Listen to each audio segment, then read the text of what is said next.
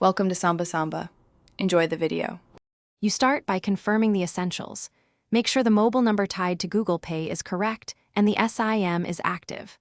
Once done, open Android settings and grant SMS and phone permissions to Google Pay so OTPs can be read or received. Also check that Do Not Disturb or any SMS blocking app isn't silencing messages. If present, disable or whitelist Google Pay. These steps ensure the device can receive and process the OTP signal before moving to network-level fixes. Once permissions are set, focus on network and app behavior.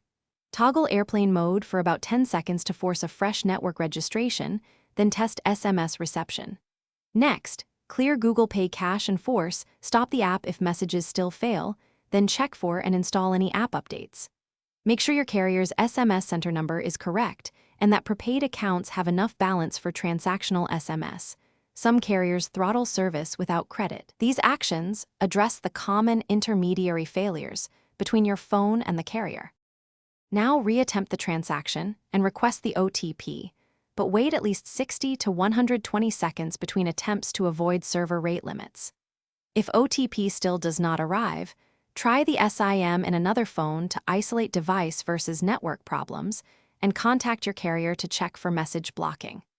If carrier confirms delivery yet you get nothing, reinstall Google Pay and remove, then re-add the payment method. This refreshes credentials and clears server-side mismatches that can block OTP delivery.